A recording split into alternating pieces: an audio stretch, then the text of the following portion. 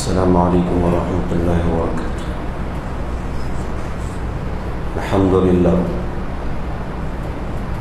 لله حمدا موافيا لنعمه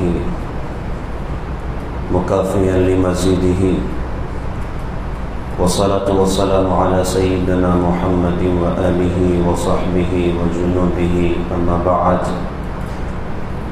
قال الله سبحانه وتعالى: فأعوذ بالله من الشيطان الرجيم، بسم الله الرحمن الرحيم. كنتم خير أمة أخرجت للناس تأمرون بالمعروف وتنهون عن المنكر وتؤمنون بالله. صدق الله العظيم. وقال النبي صلى الله عليه وسلم: كل أمتي يدخلون الجنة إلا من أبى. قيل: ومن يأبى يا رسول الله صلى الله عليه وسلم؟ قال: من أطاعني دخل الجنة ومن عصاني فقد أبى، أو كما قال رسول الله صلی اللہ علیہ وسلم. محترم بزرگ دوستوں اور عزیزین بھائیوں، اللہ تعالیٰ نے جناب محمد الرسول اللہ صلی اللہ علیہ وسلم کی ذات اقدس کو قیامت تک آنے والے انسانوں کی دنیا اور آخرت کی نجات کا راستہ اللہ پاک نے بنایا ہے. انسان دنیا میں چاہے جہاں بس جائے اور جس مقام اور جس پوزیشن پر ہو، دنیا اور آخرت میں کامیابی حاصل کرنا ہے تو اس کا راستہ تاجدار مدینہ، کالی کمری والے، سنہری جالی والے، سبز و گنبد کے مکی وجہ تخلیق کائنات، محبوب رب العالمین، مزمل و مدثر طہ و یاسین، احمد مجتبیٰ محمد مصطفیٰ جناب محمد الرسول اللہ صلی اللہ علیہ وسلم کی خوبصورت زندگی ہے. اللہ تعالیٰ کی بندوں سے کوئی رشتہ داری نہیں ہے. اللہ کے یہاں پر حسب نسب، جاہ و جلال، حسن جمال، بینک بیلنس، گاڑی سواری یہ کامیابی کا معیار نہیں ہے. اللہ کے یہاں پر کامیابی کا معیار جناب محمد الرسول اللہ صلی اللہ علیہ وسلم کی خوبصورت زندگی ہے. دنیا جتنی چاہے ترقی کر جائے، نجات حاصل کرنا ہے تو حضرت محمد صلی اللہ علیہ وسلم کے دین پر آنا پڑے گا، آپ کی پاکیزہ تعلیمات پر آنا پڑے گا. اللہ کے رسول حضرت محمد صلی اللہ علیہ وسلم نے بار بار اپنی امت کو اس بات کی طرف متوجہ کیا کہ کہیں ان کی امت ان کے دین کو چھوڑ کر دنیا اور آخرت کی ہلاکت میں مبتلا نہ ہو جائے. تو آپ نے بار بار اپنی امت کو سمجھایا، اور بطور خاص جناب محمد الرسول اللہ صلی اللہ علیہ وسلم جب دنیا سے جانے کی گھڑیاں آپ کو محسوس ہوا کہ اب دنیا سے جانے کی گھڑیاں قریب آ چکی ہیں، تو آپ نے بار بار اپنی امت کو متوجہ کیا، اور یہ پیغام بطور خاص آپ نے عرفات کے میدان میں اپنی امت کے سپرد کیا کہ دیکھو، اللہ کے دین کو چھوڑ کر زندگی نہ گزارنا، میری تعلیمات کو چھوڑ کر زندگی نہ گزارنا، ورنہ دنیا اور آخرت میں ہلاکت تمہارا اپنا مقدر بن جائے گی. اللہ پاک نے ہمارے نبی حضرت محمد صلی اللہ علیہ وسلم پر قرآن پاک میں ایک سورت اللہ پاک نے نازل فرمائی. بسم اللہ الرحمن الرحیم. اذا جاء نصر اللہ والفتح ورأیت الناس يدخلون فی دین اللہ افواجا فسبح بحمد ربک واستغفر انہ کان توابا. کہ جب اللہ کی مدد آ جائے اور فتح ہو جائے اور آپ دیکھیں کہ لوگ جوک در جوک اسلام میں داخل ہو رہے ہیں، تو آپ اللہ کی تسبیح بیان کریں اس کی حمد کے ساتھ اور استغفار کریں، اور بے شک اللہ تعالیٰ توبہ قبول کرنے والے ہیں. استغفار عمل کے اخیر میں ہوا کرتا ہے. اللہ تعالیٰ اپنے نبی کو اشارہ دے رہے ہیں کہ نبی جی، آپ کے دنیا سے جانے کی گھڑیاں قریب آ چکی ہیں، آپ کے دنیا سے رخصت ہونے کا وقت قریب آ چکا ہے. حجۃ الوداع کا خوبصورت موقع تھا. حضرت محمد صلی اللہ علیہ وسلم روزانہ اپنے صحابہ میں بیان فرما رہے ہیں. آپ جب بیان کرتے تو چونکہ 1.25 لاکھ صحابہ کا مجمع تھا تو بیچ میں ترجمان کی بھی ضرورت پڑتی تھی جو اللہ کے رسول کی بات کو آگے تک پہنچائے. کوئی لاؤڈ اسپیکر کا زمانہ تو تھا نہیں کہ چلو سارا پھیلا کے لگا دیا اور ساری آواز پورے میدان میں پہنچ گئی، تو ترجمان کی ضرورت پڑتی تھی. اس سورت کے نازل ہونے کے بعد حضرت محمد صلی اللہ علیہ وسلم کو اندازہ ہو گیا کہ اب امت سے جدائی کی گھڑیاں قریب ہیں، اب امت سے رخصت ہونے کا وقت قریب ہے۔ اب جب اس کے بعد آپ نے بیان فرمایا تو اس بیان میں آپ کو کوئی ترجمان کی ضرورت نہیں تھی اور کسی بات آگے پہنچانے والے کی ضرورت نہیں تھی۔ جیسا قریب کا بندہ ہمارے نبی کی بات کو سن رہا تھا، ایسے دور کا بندہ بھی ہمارے نبی کی بات کو سن رہا تھا۔ امت سے جدائی کا درد ہے اور امت سے جدائی کا غم ہے۔ ظاہر سی بات ہے، ایک کسان اپنی کھیتی پر محنت کرتا ہے تو اس کی چاہت ہوتی ہے کہ اپنی محنت کو اپنی نگاہوں کے سامنے دیکھیں، اپنے کھیت کو پھلتا پھولتا اپنی نگاہوں کے سامنے دیکھیں۔ تو حضرت محمد صلی اللہ علیہ وسلم نے بھی تقریباً 23 سال اپنی امت پر محنت کی ہے، تو آپ کی بھی چاہت تھی کہ آپ کی محنت کو اللہ آپ کی نگاہوں کے سامنے دکھائے۔ تو حج کے خوبصورت موقع پر اللہ پاک نے پوری امت کو اللہ پاک نے وہاں پر جمع فرمایا۔ 1.25 لاکھ صحابہ کا مجمع اللہ کی رسول کی نگاہوں کے سامنے تھا۔ اب اللہ کے رسول نے بیان فرمایا، آپ بیان کرنے کے لیے تشریف لائیں تو بہت ساری باتیں آپ نے اپنی امت کو اس کی طرف متوجہ کیا اور بطور خاص یہ پیغام دیا کہ میرے دین کو چھوڑ کر زندگی نہ گزارنا، میری پاکیزہ تعلیمات کو چھوڑ کر زندگی نہ گزارنا۔ آپ بیان کرنے کے لیے تشریف لائے تو آپ نے صحابہ میں فرمایا کہ لوگوں، مجھے آج کے بعد امید نہیں ہے کہ اس مقام پر ہم لوگ دوبارہ کبھی اکٹھا ہو سکتے ہیں۔ یہ اشارہ دیا اپنی امت کو کہ میرے دنیا سے جانے کی گھڑیاں قریب ہیں، میرے دنیا سے رخصت ہونے کا وقت قریب ہے۔ پھر آپ نے بیان کرتے ہوئے صحابہ میں فرمایا کہ دیکھو اللہ نے اپنے دین کو مکمل کر دیا ہے، جو کمی کرے گا وہ بھی مردود ہے اور جو زیادتی کرے گا وہ بھی مردود ہے۔ اللہ نے کامل دین اپنے نبی کی برکت سے عطا فرمایا، اللہ نے کامل شریعت اپنے نبی حضرت محمد صلی اللہ علیہ وسلم کی برکت سے عطا فرمائی۔ ہمیں لاوارث نہیں چھوڑا، ہمیں محتاج نہیں چھوڑا، ہمیں اوروں کے بھروسے نہیں چھوڑا، ہمیں اوروں کے ہاتھ میں دے کر حضرت محمد صلی اللہ علیہ وسلم نہیں گئے، بلکہ قیامت تک آنے والی امت کے لیے ایک روشن راہ حضرت محمد صلی اللہ علیہ وسلم نے بتائی ہے۔ ایک کامل دین اللہ پاک نے اپنے نبی کی برکتوں سے اتارا اور قیامت تک آنے والے انسانوں کے لیے اعلان کر دیا کہ اگر نجات حاصل کرنا ہے تو کامل دین کے مطابق تمہیں اپنی زندگی کو بنانا پڑے گا۔ اور قرآن پاک میں مطالبہ کیا، یا ایھا الذین آمنوا ادخلوا فی السلم کافہ ولا تتبعوا خطوات الشیطان انہ لکم عدو مبین، کیا ایمان والو اسلام میں پورے داخل ہو جاؤ اور شیطان کا اتباع مت کرو، یقیناً شیطان انسان کا خلا و دشمن ہے۔ تو مکمل دین کا مطالبہ قرآن پاک میں کیا۔ قرآن پاک میں ارشاد فرمایا ولا تموتن الا وانتم مسلمون، فرمایا کہ تمہیں موت نہ آئے مگر اس حال میں کہ تم مسلمان بن کر مرو۔ تو کیا مطلب ہے؟ علماء نے فرمایا کہ جیو مسلمان بن کر تب تو مرو گے مسلمان بن کر۔ ہمارا کوئی ملک الموت سے ایگریمنٹ تھوڑی ہے کہ نئی مسجد اسلام پورا میں سجدے میں جاؤں گا فجر کی نماز میں تب مجھے لینے آنا۔ وہ بازار میں آ سکتا ہے، دکان پر آ سکتا ہے، کاروبار میں آ سکتا ہے، کھیتی باڑی کے موقع پر آ سکتا ہے، پیسے موچتے آ سکتا ہے۔ اللہ نے نبی کی برکت سے دین ایسا شاندار عطا فرمایا جس نے نہ مسجد میں ہمیں لاوارث چھوڑا، نہ ہمیں بازار میں لاوارث چھوڑا۔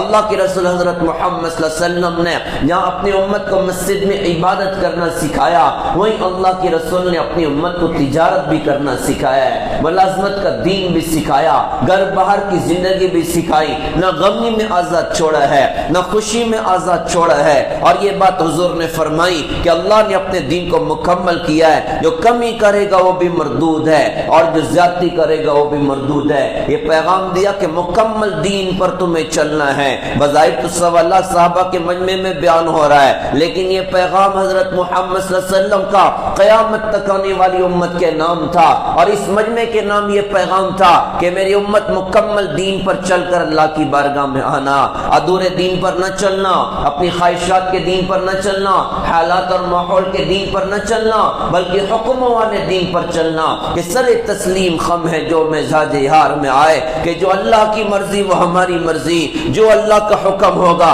ہم اللہ کے حکم کو پورا کریں گے، اور اس دین پر اللہ پاک دنیا اور آخرت کی عزت عطا کرے گا، دنیا اور آخرت کی کامیابی عطا کرے گا۔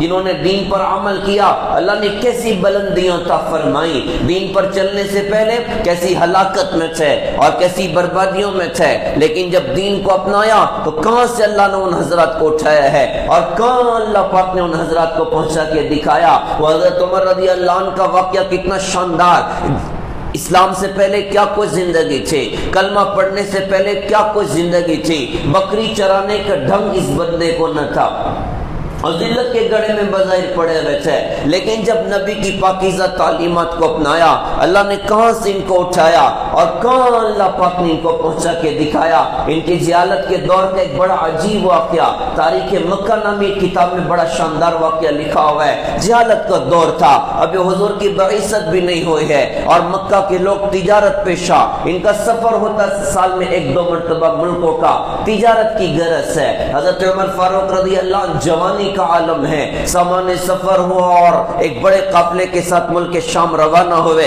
بیت المقدس کی طرف سفر تھا۔ مقدس سے بیت المقدس آنے سے پہلے اپنے قافلے سے بچڑ گئے۔ اب قافلہ تلاش کرتے کرتے کرتے کرتے وہ بیت المقدس پہنچے، مسجد کی دیوار سے ٹیک لگا کے بیٹھے ہیں اور بڑے پریشان، قافلہ نظر نہیں آ رہا ہے، ادھر دیکھ رہے ہیں ادھر دیکھ رہے ہیں، کوئی خیر خبر قافلے کی نہیں مل رہی ہے۔ اچانک ایک بندہ آیا، آ کے کہا جی آپ کا نام عمر ہے؟ کہا میرا نام عمر ہے۔ آپ کے والد خطاب؟ کہا میرے والد کا نام خطاب ہے۔ اس نے کہا کہ جی آپ میری دعوت قبول کر لیجئے۔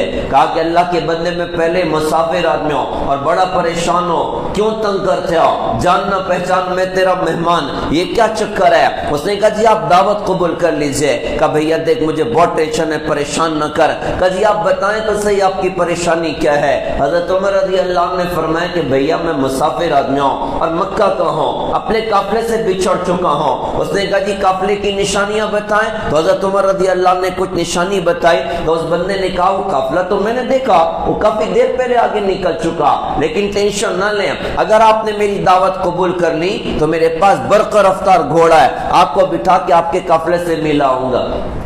کہ بھئی ٹھیک ہے، مرتا کیا نہ کرتا، دعوت قبول کر لی۔ اب جب کھانا ہوا تو کھانے کے بعد وہ بندہ گیا اور جا کر کاغذ اور قلم لے کر آیا اور لا کر حضرت عمر رضی اللہ عنہ کے ہاتھ میں دیا اور یوں کہا کہ اس پر آپ لکھ دیجئے کہ جب آپ بیت المقدس کو فتح کریں گے تو آپ میری زمینوں پر ٹیکسی لگائیں گے۔ حضرت عمر رضی اللہ عنہ کی زبان یوں تھی کہ بھیا عمر تو وہ عمر ہے جس کو بکری چرانے کا ڈھنگ کوئی نہیں، اور تو کہتا ہے کہ میں بیت المقدس فتح کروں گا اور یہ کہ تیری زمینوں پر ٹیکس نہ لگاؤں، کیوں مجھے پریشان کرتے ہو؟ اس نے کہا جی آپ اس پر لکھ دیجئے۔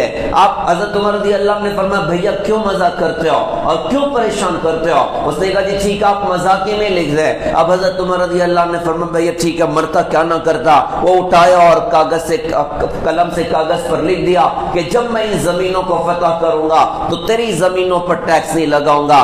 بات آئے گی ختم۔ اس نے گھوڑے پر بٹھایا اور قافلے سے ملا دیا۔ وقت گزرتا رہا، ابھی واقعہ خیالات سے بھی محو ہو چکا ہے۔ اب ہوتے ہوتے حضرت محمد صلی اللہ علیہ وسلم کی عمر 40 سال کی ہوئی اور نبوت کا ظہور ہوا، تو ان کی مخالفت میں جو ٹاپ کے لوگوں میں تھے تو کہیں نہ کہیں خطاب کا بیٹا عمر بھی تھا رضی اللہ تعالیٰ عنہ۔ کیسی نفرت ان کے دل میں اسلام کے خلاف تھی، کتنی مرتبہ کوششیں کی حضرت محمد صلی اللہ علیہ وسلم کا چراغ گل کرنے کے لیے، آپ کی زندگی ختم کرنے کے لیے۔ پھر وہ عجیب سا واقعہ بھی ہوا کہ مکے میں حضرت ابو بکر رضی اللہ عنہ کو بہت مارا گیا، صحابہ کو مارا گیا۔ لوزیدین مشرکین اکٹھا ہو گئے اور اکٹھا ہو کے مشورہ کرتے ہیں کون ہے جو محمد صلی اللہ علیہ وسلم کو نعوذ باللہ ختم کر دے؟ تو خطاب کا بیٹا عمر رضی اللہ تعالیٰ عنہ بھی ادھر ہی بیٹھے ہوئے ہیں، ابھی کلمہ نہیں پڑھا ہے کہ یہ کام میں کرنے کے لیے تیار ہوں۔ لوگوں نے کہا عمر یہ کام تو ہی کر سکتا ہے، تیرے علاوہ یہ کام کوئی نہیں کر سکتا۔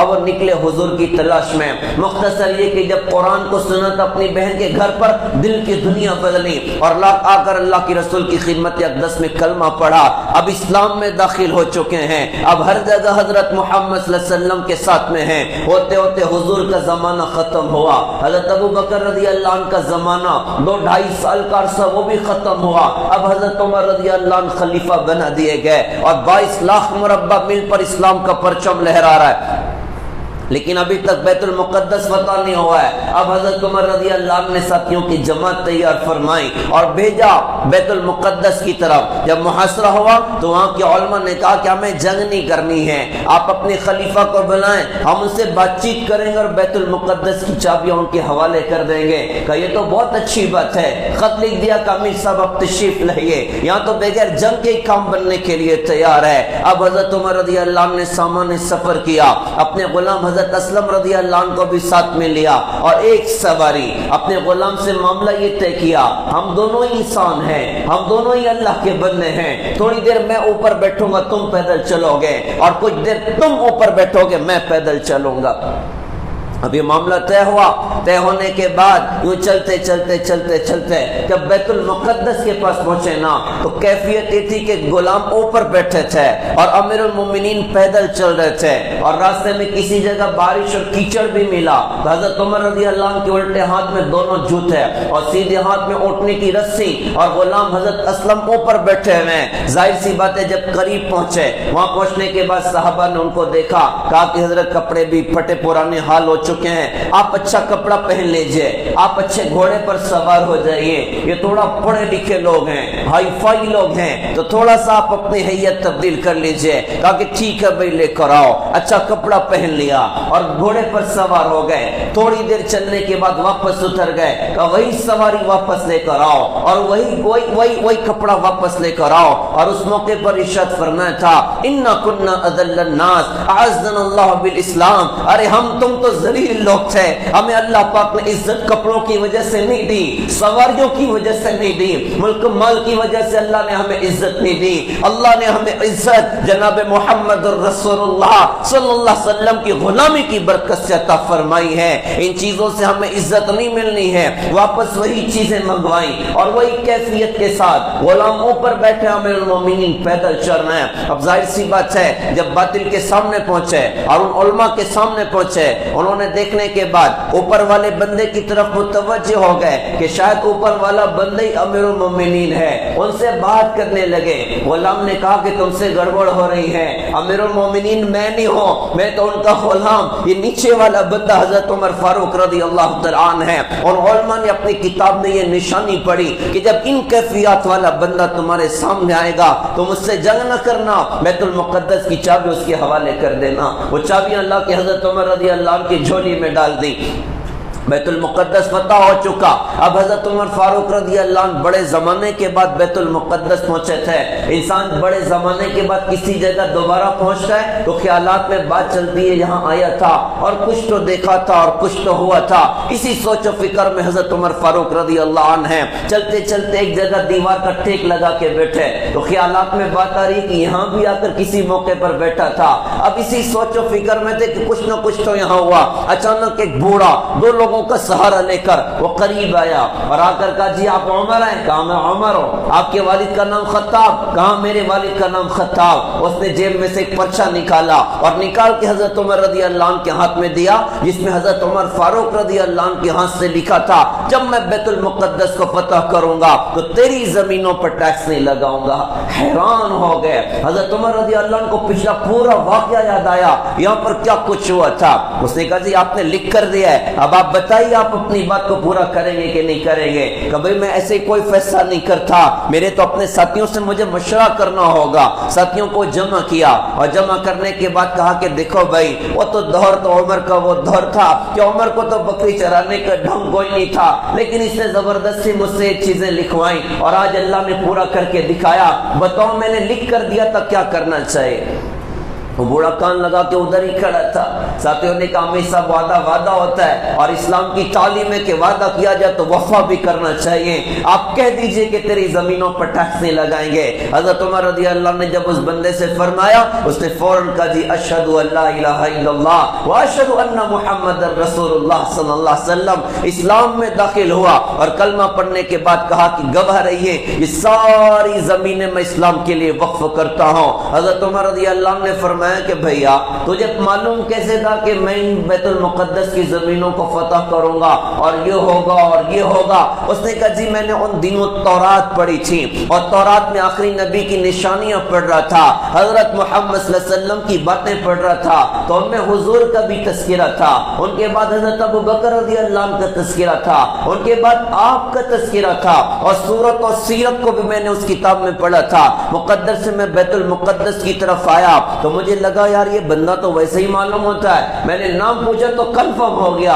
اور پھر میں نے آپ سے پرچی لکھوائی کہ آپ لکھ دیجئے آپ میری زمینوں پر ٹیکس نہیں لگائیں گے۔ کہاں سے اللہ پاک نے اٹھایا اور کہاں اللہ پاک نے ان کو پہنچا کے دکھایا؟ یہی حضرت عمر فاروق رضی اللہ عنہ، مکہ فتح ہو رہا ہے، اللہ کی رسول نے 10,000 صحابہ کی جماعت ہمارے نبی کے ساتھ ہے۔ 10 سال پہلے وہ گھڑیاں تھیں کہ بیت اللہ میں 2 رکعت پڑھنے کی بھی حضور کو اجازت نہ ملی تھی، آپ بیت اللہ کو چھوڑ کر جا رہے تھے، بڑی بے قراریوں کے ساتھ چھوڑا تھا، بڑے درد کے ساتھ میں چھوڑا تھا، مکہ میں کام کرنا مشکل ہو گیا، مکہ میں دین کا پیغام پہنچانا مشکل ہو گیا، اب جان پر بن آ چکی ہے، آپ نے اللہ کے حکم سے مکہ چھوڑا۔ پھر 8-9 سال کے بعد وہ دین اللہ نے دکھایا کہ 10,000 صحابہ کی جماعت کے ساتھ ہمارے نبی فاتحانہ مکہ میں داخل ہو رہے ہیں۔ اللہ وہ منظر ہمیں دکھائے، کیا شاندار منظر رہا ہوگا کہ آقا صلی اللہ علیہ وسلم 10,000 صحابہ کی جماعت کے ساتھ آپ مکہ میں فاتحانہ داخل ہو رہے ہیں۔ ابو سفیان مرعوب ہو چکے تھے اور حضور سے بار بار امن کا مطالبہ کیا تھا کہ جی آپ امن کا اعلان کروا دیجئے۔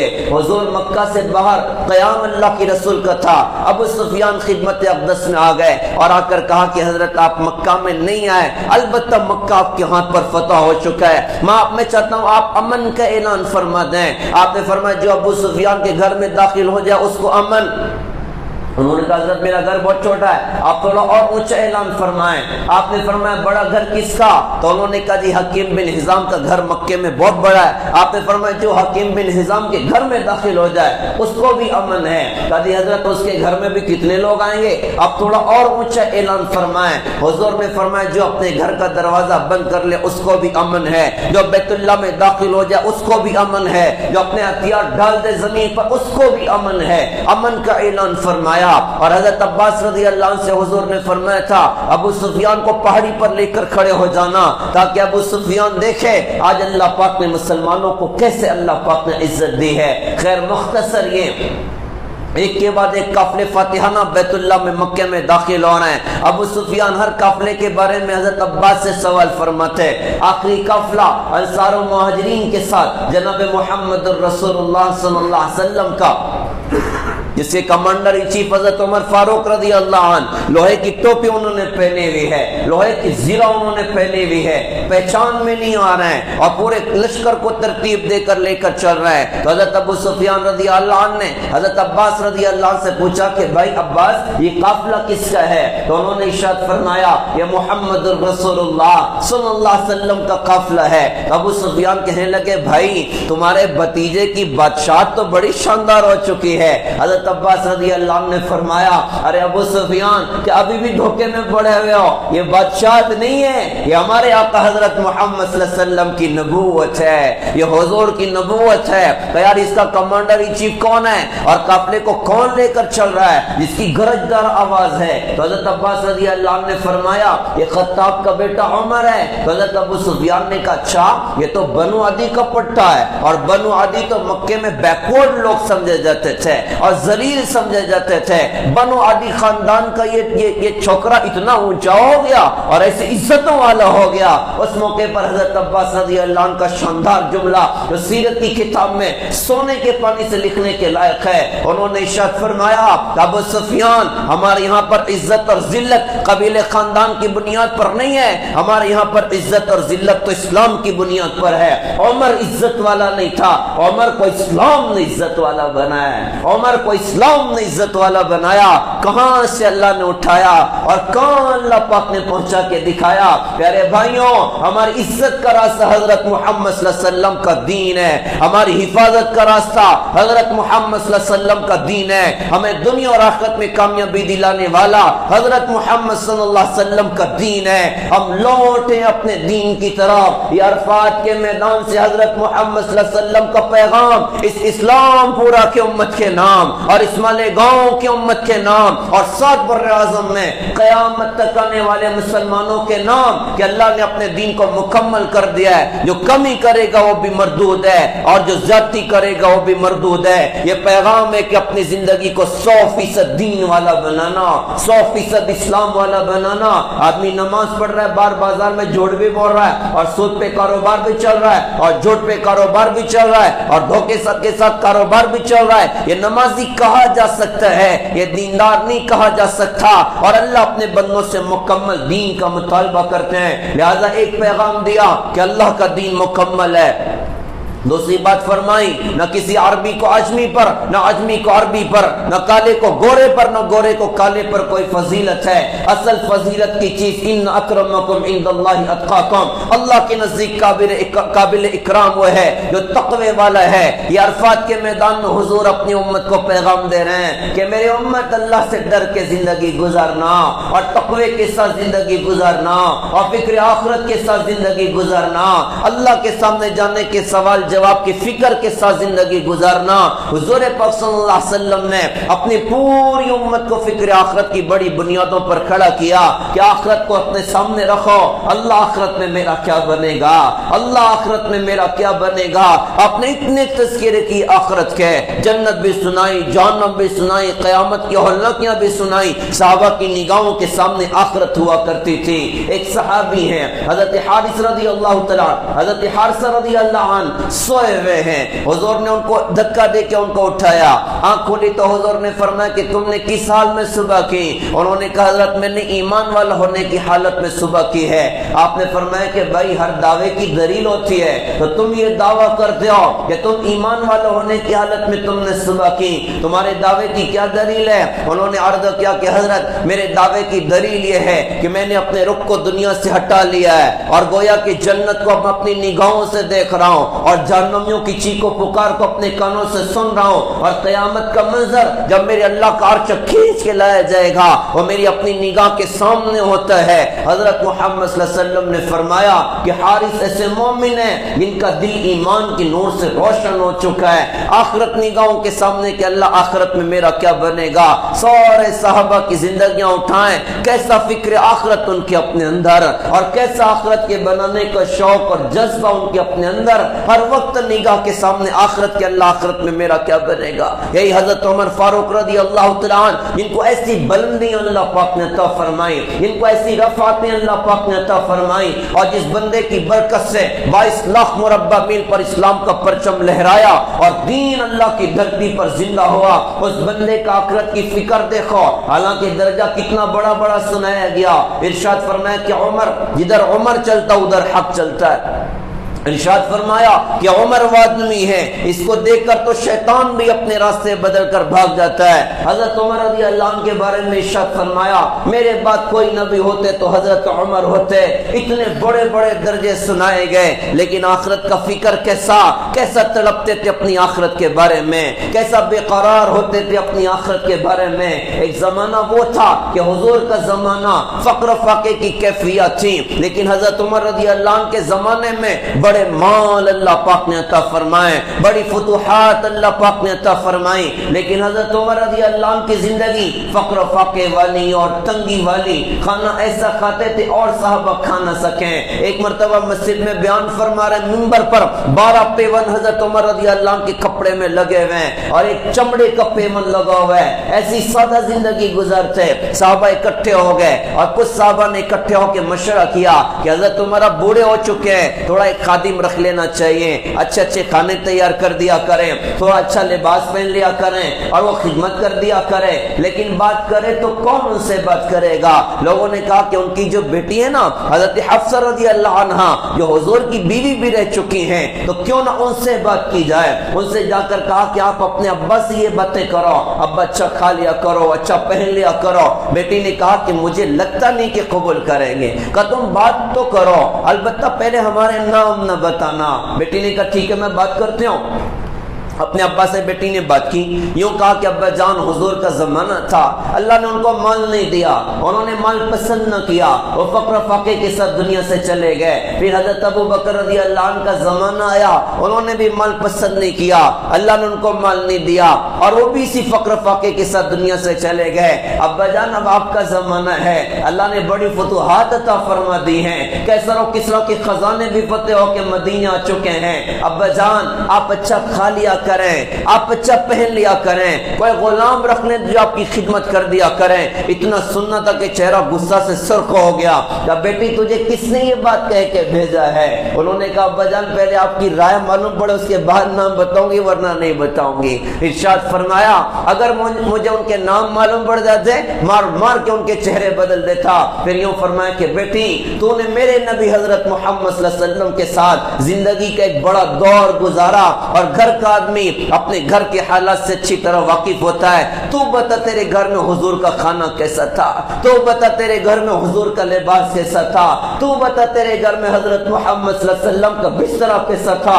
خود بھی زارو قطر رو رہے ہیں اور بیٹی بھی زارو قطر رو رہی ہیں, حضور کا زمانہ یاد کر رہے ہیں. ان کا لباس ایسا تھا, ان کا کھانا ایسا تھا, ان کا بستر ایسا تھا. پھر یوں فرمایا حضرت عمر رضی اللہ عنہ نے کہا بیٹی سن لے, اور جنہوں نے تجھے یہ پیغام دے کر بھیجا ہے جا کر ان کو بتا دے کہ میری اور حضرت محمد صلی اللہ علیہ وسلم اور حضرت ابو بکر رضی اللہ عنہ ہم تینوں کی مثال ان تین شخصوں کی ہے. ایک اٹھا چلنا شروع کیا, چلتے چلتے منزل کو پہنچا, دوسرے نے اس کی اتباع کی, وہ بھی اس تک پہنچا. اب میں تیسرا ہوں, مجھے اللہ کی قسم ہے میں کسی قیمت پر اپنے نبی سے جدا نہیں ہونا چاہتا, میں کسی قیمت پر اپنے ساتھی حضرت ابو بکر رضی اللہ سے جدا نہیں ہونا چاہتا.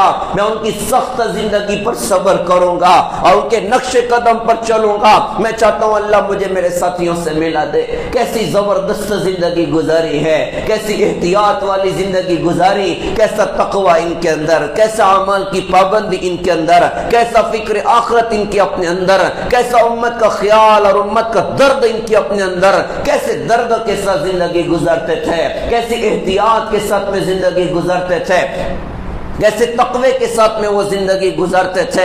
خیر زندگی کی وہ آخری گھڑیاں بھی آئیں. حضرت عمر فاروق رضی اللہ عنہ مسجد نبوی میں فجر کی نماز پڑھا رہے ہیں اور رات کا اندھیرا ہے, اور ابو لولو ملعون اندر چھپا ہوا, اس نے کھنجر نکالا اور حضرت عمر رضی اللہ عنہ پر حملہ کیا. کئی وار کیے, معدہ بھی کٹ گیا, آنتیں بھی کٹ گئیں. حضرت عمر رضی اللہ عنہ نیچے گرے. جو صف میں آگے صحابہ تھے, اگلی صف والوں کے احساس ہو کہ کچھ گڑبڑ ہو گئی, تو کچھ نے تو حضرت عمر رضی اللہ عنہ کو سنبھالا اور کچھ ابو لولو ملعون کے پیچھے دوڑے, اور ایک صحابی نے آگے بڑھ کر نماز کو مکمل کیا.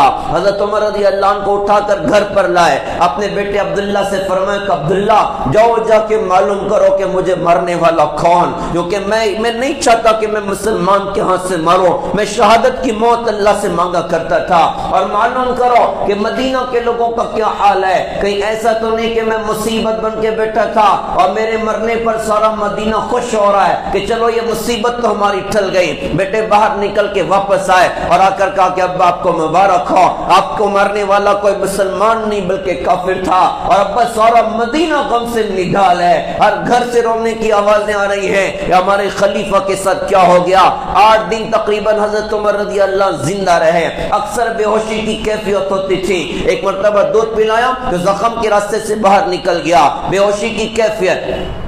بے ہوشی کے ان ایام میں جب نماز کا وقت ہوتا تھا تو صحابہ ان کے کان میں کے کہتے تھے الصلاۃ الصلاۃ, نماز نماز. وہ ہوش میں آ جاتے تھے اور کہتے تھے ہاں ہاں جو نماز نہ پڑھو اس کا اسلام میں کوئی حصہ نہیں. جب اللہ کا تعلق اندر میں تھا اور جب نبی کا عشق اندر میں تھا, بے ہوش بھی الصلاۃ کا لفظ سن کے ہوش میں آ رہا ہے. آج کا ہوش والا مسلمان اللہ اکبر کی صدائیں سن کے, اللہ معاف کرے, مسجد آ کے اپنی ضرورت سے فارغ ہو کے وہ پیشاب کر کے نکل جائے گا, اس کو اللہ کے در پر سجدہ کرنے کی توفیق نہیں ہے. اللہ اکبر کی صدا کانوں میں پڑ رہی. آج دکان نہیں چھوٹ رہی ہے, آج کاروبار نہیں چھوٹ رہا ہے, آج تجارت نہیں چھوٹ رہی ہے, آج بستر نہیں چھوٹ رہا ہے, اور عورتوں کا چولہا چکی نہیں چھوٹ رہا ہے. یہ حضرت عمر فاروق رضی اللہ عنہ ہوش میں کے کہتے تھے ہاں ہاں جو نماز نہ پڑھو اس کا اسلام میں کوئی حصہ نہیں, اور اسی کیفیت میں نماز پڑھتے تھے. ایک مرتبہ صحابہ آتے تھے ملاقات کے لیے, حضرت علی حاضر خدمت ہو گئے.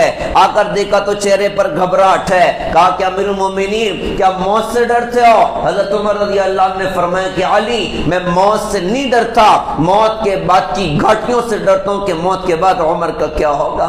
یہ بندہ جس کو حضور نے جنت کی بشارتیں سنائی ہیں, یہ بندہ جس کو حضور نے جنت کے محل کی خوشخبری سنائی ہے, یہ وہ بندہ جن کے بارے میں حضور نے فرمایا میرے بعد کوئی نبی ہوتے تو عمر ہوتے. اس بندے کی زبان کا جملہ کہ موت سے نہیں ڈرتا, موت کے بعد کی گھٹنوں سے ڈرتا ہوں کہ موت کے بعد عمر کا کیا ہوگا. حضرت علی رضی اللہ عنہ نے تسلی دیتے ہوئے فرمایا کہ میں نے اتنی مرتبہ حضور کی زبان سے سنا ہے, میں ابو بکر عمر آپ کی ذات کے لیے امید کرتا ہوں کہ آپ انشاءاللہ جنت میں جائیں گے, اللہ آپ کے لیے انشاءاللہ اچھے فیصلے کرے گا. کہ تو گواہی دے گا کہ میں اکیلا نہیں, میرا بیٹا حسن بھی اس بات کی گواہی دے گا کہ ہم نے حضور کی زبان سے یہ جملے سنے کہ میں ابو بکر عمر ہم تینوں ایک ساتھ جنت میں داخل ہوں گے. موت کا وقت آ گیا, بیٹے کی ران پر سر ہے, اپنے بیٹے سے فرمایا بیٹا میرے سر کو زمین پر رکھ دے. انہوں نے اٹھا کے پنڈلی پر رکھ دیا. کہا بیٹا میرے سر کو زمین پر رکھ دے. کہا ابا جان آپ ایسا نہ کریں. کہا نہیں بیٹا رکھ دے, میں چاہتا ہوں کہ عمر کی بے بسی بے کسی پر اللہ کو رحم آئے اور اللہ عمر کی مغفرت کر دے. اپنے سر کو زمین پر رکھوایا اور اپنے رخسار کو مٹی سے رگڑ رہے اور رگڑ کے فرما رہے ویل لک یا عمر ان لم یغفر لک ربک, عمر تو ہلاک ہو گیا اگر تیرے رب نے تجھے معاف نہ کیا, اگر تیرے رب نے تجھے معاف نہ کیا. انتقال کا وقت قریب تھا, اپنے بیٹے عبداللہ سے فرمایا بیٹا جاؤ جا کے امی جان عائشہ سے کہنا میرا باپ عمر بن خطاب اپنے نبی کے پڑوس میں دفن ہونے کی اجازت چاہتا ہے. امیر المومنین نہ کہنا, عمر بن خطاب کہنا. بیٹے حاضر خدمت ہو گئے. امی جان عائشہ کے گھر کے باہر کھڑے ہو کے کہا کہ امی جان میرے باپ عمر بن خطاب نے سلام بھیجا ہے اور درخواست ہے کہ اپنے نبی کے پڑوس میں ان کو جگہ مل جائے. امی جان عائشہ رونے لگ گئی اور رو کر ارشاد فرمایا کہ اس جگہ کو تو میں نے اپنے لیے طے کر کے رکھا تھا کیونکہ میرے شوہر بھی ادھر ہیں اور میرے ابو جان حضرت ابو بکر رضی اللہ عنہ بھی ادھر ہیں. میں چاہتی تھی کہ میری قبر بھی یہی ہو جائے, لیکن جا کر کہنا میں حضرت عمر رضی اللہ عنہ کو اپنی ذات پر ترجیح دیتی ہوں, ان کو اجازت ہے. بیٹے حاضر خدمت, ابا جان آپ کو مبارک ہو, آپ کو اجازت ہو چکی ہے. کہ بیٹا ہو سکتا ہے خلیفہ ہونے کی وجہ سے اجازت دی ہو, البتہ جب میں دنیا سے چلا جاؤں جنازہ تیار کرنا اور روضہ اقدس کے باہر رکھنا, اجازت ملے تو دفن کر دینا ورنہ عام قبرستان میں مجھے دفن کر دینا. دنیا سے رخصت ہونے کی گھڑیاں بھی آئیں اور اپنے آپ کو یوں کہتے ہوئے دنیا سے رخصت ہو گئے کہ تو ہلاک ہو گیا اگر تیرے رب نے تجھے معاف نہ کیا. جنازہ تیار ہوا, لے کر چلے اور روضہ اقدس کے باہر جنازہ رکھا گیا. حضرت عبداللہ بن عمر رضی اللہ عنہ دروازے پر, امی جان میرا باپ عمر بن خطاب دروازے پر حاضر ہے اور اندر آنے کی اجازت چاہتا ہے. امی جان عائشہ رونے لگ گئیں اور پردہ کر کے باہر نکلیں اور یوں فرمائے کہ او عمر کو مرحبا ہو, عمر کو مرحبا ہو. روتے ہوئے باہر نکل گئیں. اندر قبر کا گڑا کھودا جا رہا ہے. حضرت علی رضی اللہ عنہ فرماتے ہیں, حضرت عبداللہ ابن عباس رضی اللہ عنہ فرماتے ہیں میرے کاندھے پر کسی نے پیچھے سے ہاتھ رکھا, میں نے پلٹ کر دیکھا تو حضرت علی تھے. ان کی زبان کا جملہ تھا کہ عمر مجھے پتا تھا تو ادھر ہی آئے گا, ادھر تیرے علاوہ کوئی نہیں آ سکتا. میں نے اتنی مرتبہ حضور کی زبان سے سنا تھا. میں ابو بکر عمر اندر آئے, میں ابو بکر عمر باہر گئے, میں ابو بکر عمر نے یہ کیا, مجھے یقین تھا تو ادھر ہی آئے گا, تیرے علاوہ کوئی ادھر نہیں آ سکتا. جیسی زندگی گزاریں گے ویسی موت آئے گی اور جیسی موت آئے گی ویسے آخرت میں اٹھائے جائیں گے. فکر تھی مجھے حضور تک پہنچنا ہے, اللہ نے اپنے کرم سے پہنچا کے دکھا دیا. پیارے بھائیوں ہم بھی آخرت کے مسافر ہیں, ہم بھی دنیا سے دور ہو رہے ہیں اور موت سے قریب ہو رہے ہیں اور اپنے انجام سے قریب ہو رہے ہیں. وہ قبر کا گڑا اعلان کر رہا ہے تجھے میرے اندر اترنا ہے اور وہ موت انتظار کر رہی ہے, پتہ نہیں کب موت سر پر آ کر کھڑی ہو جائے. ہم بھی اپنے اندر اپنی آخرت کا فکر پیدا کریں, اپنی گزرتی زندگی کو دینی عمل سے وصول کرنے, نبی کی پاکیزہ تعلیمات سے وصول کرنے. اللہ کے نزدیک مقرب بننے کا راستہ تقوی ہے. ہم تقوی کے ساتھ اللہ کی دھرتی پر زندگی گزاریں. پھر مینا اور عرفات کے میدان میں بیان کرتے کرتے حضور نے فرمایا تھا کہ لوگوں سنو میں کل حوض کوثر پر تمہارا منتظر رہوں گا. جس سے محبت ہوتی ہے اس کا انتظار کیا جاتا ہے اور حضور سے زیادہ امت سے پیار کرنے والا اللہ کے بعد کون ہو سکتا ہے. امت کے لیے تڑپنے والا, امت کے لیے بلکنے والا, امت کے لیے رونے والا. ارے جن کے رونے پر اللہ جبرائیل کو بھیج کے تسلی کا سامان کر دے. آپ اتنا تو نہ رویا کریں, آپ اتنا تو نہ تڑپا کریں. کیسی محبت تھی حضور کو اپنے امت سے. ایک صحابی رسول سے چوری کا گناہ ہو گیا, صحابہ نے پکڑا خدمت اقدس میں پیش کر دیا، وہ نہ ثابت ہوا، آپ نے فرمایا ان کے ہاتھ کٹ دیے جائیں، ایک کونے میں جا کے آپ کی ہچکیاں بدی ہوئی ہیں۔ صحابہ نے کہا حضرت سزا تو آپ ہی نے سنائی ہے، آپ خود روتے ہو۔ آپ نے فرمایا کہ وہ امیر بدترین امیر ہے جو اللہ کی حد جاری نہ کرے، البتہ میرے امتی کا ہاتھ کٹے میں نہ رو تو اور کون روئے گا۔ کیسا پیار اپنی امت سے ہے، کیسی محبت اپنی امت سے ہے۔ ارشاد فرمایا میں حوض کوثر پر تمہارا منتظر رہوں گا، تمہارا انتظار کروں گا۔ پھر یوں فرمایا میں تمہیں اللہ کا واسطہ دے کے کہتا ہوں بدعملی کر کے کل آخرت میں مجھ کو رسوا اور ذلیل نہ کر دینا۔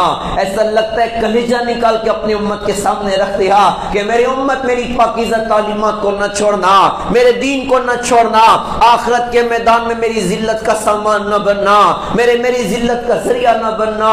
کتنی درد بھری بات اللہ کی رسول نے اپنے امت کو سنائی۔ اسی بات نے ایک مرتبہ علامہ اقبال کو بے قرار کیا تھا کہ اس بندے کے قلم سے اشعار نکلے تھے، الہی تو غنی ازہر دو عالم من فقیر، روز محشر عذر ہائے من پذیر، تو اگر بینی حساب نہ گزیر، از نگاہ مصطفیٰ پنہا بغیر۔ اللہ قیامت کے میدان میں علامہ اقبال کا حساب لینا ضروری ہو جائے تو بس ایک کرم کرنا کہ اپنے حبیب کی نگاہوں سے پردے میں لے لینا۔ میں نہیں چاہتا کہ میری بدعملی کی وجہ سے حضرت محمد صلی اللہ علیہ وسلم کو تکلیف ہو جائے، حضرت محمد صلی اللہ علیہ وسلم کو درد ہو جائے۔ پیارے بھائیوں، یہ حضور نے اپنی امت سے فرمایا میں تمہیں اللہ کا واسطہ دے کے کہتا ہوں بدعملی کر کے آخرت میں مجھ کو رسوا نہ کر دینا۔ اتنے بڑے نبیوں جن کو آدم صفی اللہ بھی دیکھ کے عش عش کر رہے ہو، ابراہیم خلیل اللہ ان کی شان پر فخر کر رہے ہو، اور نوح نجی اللہ بھی، اور اسماعیل ذبیح اللہ بھی، اور ساری کائنات کی نگاہ ان کے مقام اقدس پر ہوں، اور ان کا کوئی امتی زانی بن کے آ گیا، ان کا امتی چور بن کے آ گیا، ان کا امتی ماں باپ کو گالیاں دے کر آیا، ان کا کوئی امتی بہنوں کا حق دبا کے آ رہا ہے، اوروں کی زمینیں دبا کے آ رہا ہے، اوروں کے پیسے دبا کے آ رہا ہے، اوروں کا ناحق خون بہا کر آ رہا ہے، اوروں کی بیٹیوں کی عزت تار تار کر کے آ رہا ہے، ہاتھوں میں شراب کے جم چھلکا کے آیا، ناچنے والوں کو زندگی کا ایڈیل بنا کے آیا۔ ابھی اللہ کی دیوار میں پہنچا، اللہ کے رسول کھڑے ہیں، سارے انبیاء اور رسول کھڑے ہیں، اور ساری کائنات کی انسانیت ہے، اور حضور کا زانی امتی کھڑا ہے، حضور کا کوئی شرابی امتی کھڑا ہے، حضور کا کوئی ناچنے والے کا عاشق امتی کھڑا ہے۔ اب بتاؤ اللہ کے رسول کو کیسا درد ہوگا، یہ میرا امتی کیا کر کے آ گیا، کتنا گھاٹے کا سودا کر کے آ گیا، کتنا نقصان کا سودا کر کے آ گیا، کتنا درد ہوگا حضرت محمد صلی اللہ علیہ وسلم کو۔ لہذا پیارے بھائیوں، یہ جمعہ کے بیانات اور یہ علماء کی تقریریں اور دعوت و تبلیغ کی خوبصورت محنت اور یہ خانقاہوں میں اللہ اللہ کی صدائیں اور یہ مدارس میں قرآن اور حدیث کی تعلیمات، یہ ساری محنتوں کا مقصود اور ساری امت کو دعوت، ارے نبی کے عاشق بن جاؤ، ارے نبی کے غلام بن جاؤ، نبی کی پاکیزہ تعلیمات کو زندگی میں جگہ دے دو۔ اب دعوت تو ہر بندہ کہتا ہے صاحب میں بھی تو عاشق رسول، میں بھی تو غلام رسول، تو یہ پیغام یاد رکھنے کی قابل ہے۔ نبی کا عاشق جھوٹ نہیں بولتا، نبی کا عاشق سود نہیں کھاتا، نبی کا عاشق زنا کی طرف نہیں جاتا، نبی کے عاشق کے ہاتھ میں شراب کے جام نہیں چھلکتے، نبی کے عاشق کے موبائل میں ننگی فلمیں نہیں چلتی، نبی کے عاشق کے گھر سے ناچ گانے کی آوازیں نہیں آتی، نبی کا عاشق اپنے گھر میں ماں باپ کو گالیاں نہیں دیتا، اپنی بہنوں کا حق نہیں دباتا، اپنے بھائیوں کا حق نہیں دباتا، اوروں کی زمینوں پر ناجائز قبضہ نہیں کرتا، نبی کا عاشق اوروں کے خون کا پیاسا نہیں بنتا، نبی کا عاشق ناچنے والوں کا عاشق نہیں بنتا، ان کے گندے لائف اسٹائل کو زندگی میں جگہ نہیں دیتا۔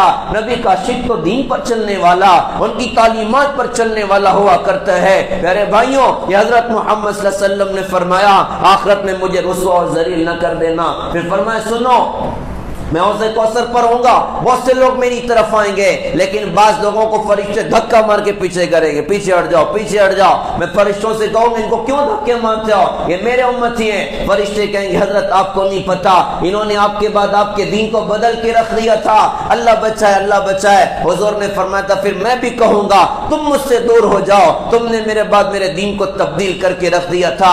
حضور دور کر دیں تو کون قریب کرے گا۔ پیارے بھائیوں، ہم سب کو اپنی زندگی زندگی دین پر لانے کی ضرورت ہے. حالات چاہے جتنے سنگین ہو جائیں، اس سارے سنگین حالات کا حل حضرت محمد صلی اللہ علیہ وسلم کی پاکیزہ تعلیمات میں ہے، اسلام پر جمنے میں ہے. عزم ارادے کیے جائیں انشاءاللہ. ہمیں جینا بھی نبی کے دین پر ہے، ہمیں مرنا بھی انشاءاللہ نبی کے دین پر ہے. ہم دین پر جئیں گے، ہم دین پر مریں گے.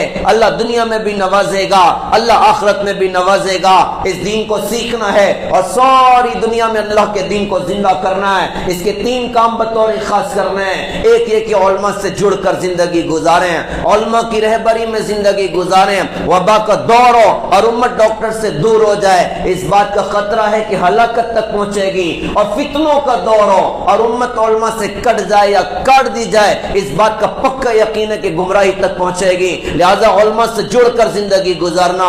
دوسری بات عرض کرتا ہوں، بدن بیمار ہوتا ہم ڈاکٹر کے پاس جاتے ہیں، یہ روح بھی بیمار ہوتی ہے، یہ دل بھی بیمار ہوتا ہے. حسد ہے، جلن ہے، بغض ہے، عداوت ہے، بڑا بننے کا جذبہ ہے، حب جا حب مال ہے. آدمی خود بھی ڈوبتا، امت کی بھی تباہی کا ذریعہ بنتا. اس کی اصلاح کا راستہ اللہ والوں کی صحبت ہے، اللہ والوں کا ساتھ ہے کہ دل کی اصلاح کی جائے. اور پھر بڑا خوبصورت سا کام دعوت و تبلیغ کی خوبصورت محنت ہے جسے 6 بر اعظم میں اللہ پاک نے چلایا. اس میں مثبت بن کر اخلاق کے ساتھ، اخلاص کے ساتھ، نبی کے درد غم کے ساتھ، ہر ایک کو اپنا سمجھ کر پاؤ بھر کے دل کو سمندر جیسا وسیع کر کے ساری دنیا میں چلنا پھرنا کہ ہمارے نبی کا دین دنیا میں زندہ ہو جائے. اللہ پاک سے دل سے دعا ہے اللہ پاک ہم سب کو سمجھ عطا فرمائے، عمل کی اللہ تعالی ہم سب کو توفیق عطا فرمائے. وآخر دعوانا الحمدللہ رب العالمین.